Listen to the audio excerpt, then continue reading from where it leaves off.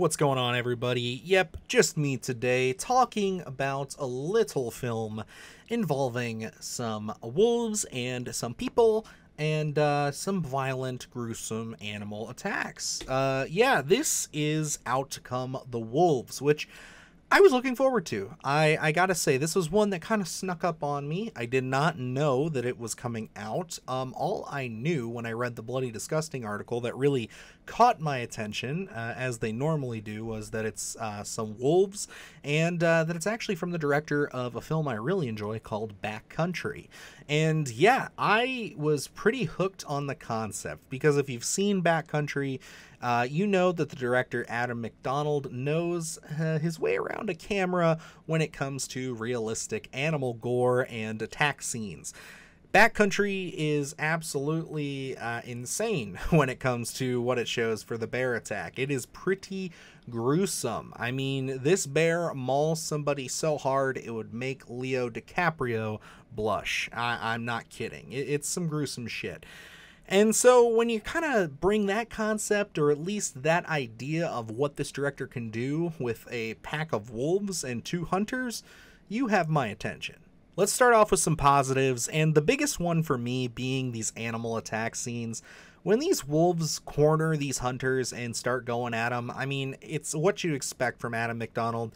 It's shot beautifully, it is intense, it's gruesome, and I just don't know how this guy pulls it off. I think that he's a madman for having these stunt animals. I assume it's a mixture of them and maybe some practical effects here and there, just mauling these poor actors, and it just looks incredibly gruesome.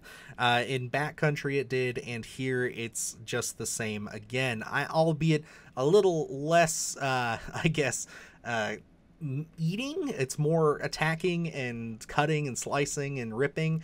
You know, it's gruesome nonetheless, and it sells really well. I think that it's really intense, and they are definitely the standout sequences in the film if you are a fan of, you know, your animal attack creature features like I am.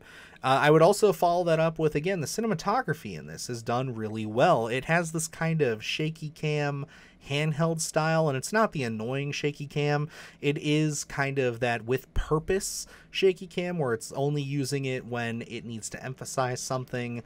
And, you know, I think that he's able to pull that off again really well. You know, some directors rely on it to sell that intensity. He's not doing that here. He's literally using it to show that the situation is out of control. And I really like it. I also think that the location choice here, with this being in the forest, again, it has kind of this sense of getting you lost in there with the characters, and I think that he absolutely nails the aesthetic. Again, this is a lot of deep greens, a lot of grays and browns, and it is all really beautifully shot. It really makes the most for what is a pretty low budget film. Beyond that, we have to start moving into my negatives, because yeah, that's pretty much everything I have to say that is positive for me. This movie, on the whole, left me pretty disappointed. I'm not gonna lie, guys. This is one of those films that I didn't expect a ton out of, but I was still let down somehow, because although the wolf attack scenes that you're coming here to see, that you want to see the money shots, you want to see these animals just maul people and it be really intense and scary, they're there, but they're very sporadic. They're very few and far between. Again, we're dealing with 3 characters, so there isn't like a lot to go around there.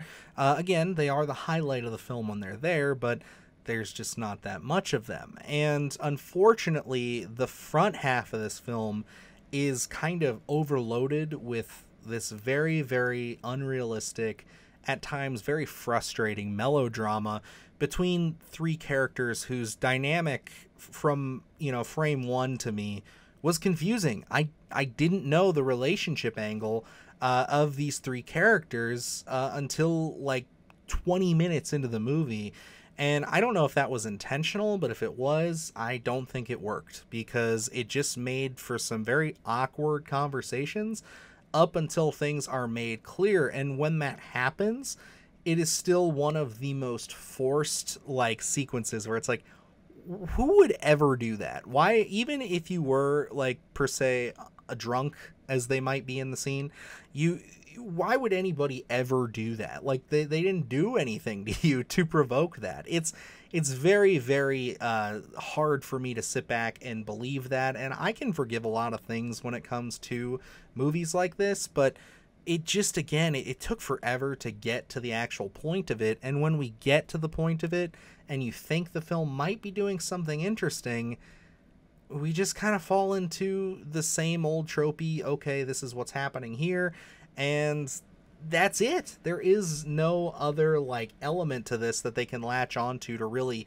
keep the intensity going, keep the story interesting, and unfortunately, when you're relying on that second piece of your story to be this melodrama, it's not engaging. It doesn't really keep my attention, and I just honestly found myself waiting for this thing to be over, especially once we get to the climax with one of our characters, and the way they handle it, it's just like, oh my god, no. Like, that's just so frustrating. It's very blue balling. It's very just, I wasn't pleased with it. And although I was having a hard time believing the drama and really believing what was being presented to me, I don't necessarily put that on the actors, because I think that they're doing a fine job with what they're given. You can definitely tell that they have some range. I mean, the actress was in Backcountry, so I know that Missy Peregrym can absolutely deliver a pretty great performance, but I don't know. I just think that the writing was not quite there for this. I think this needed a few more passes, definitely needed to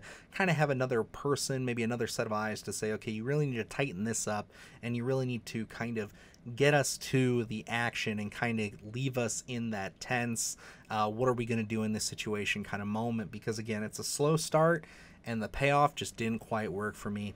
So, on the whole, this one doesn't make it to a slash it for me, so I'm just going to give this a proceed with caution, because yeah, the animal attacks are great, and it is such a short film that, like, if you did want to maybe spend a Sunday afternoon just sitting down looking for something to watch, you will have some interest in those animal attack scenes if you like these kind of movies. They are definitely shot well.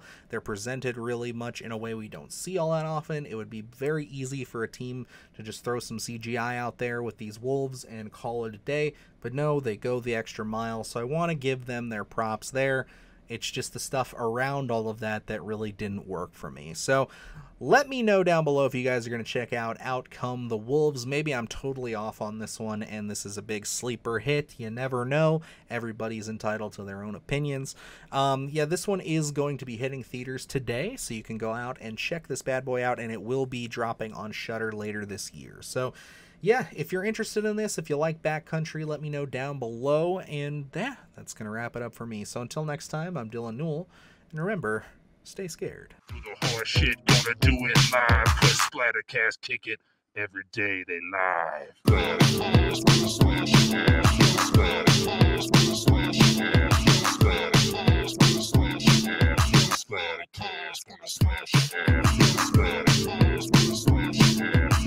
Splattercast, gonna slash your ass. Splattercast, gonna slash your ass.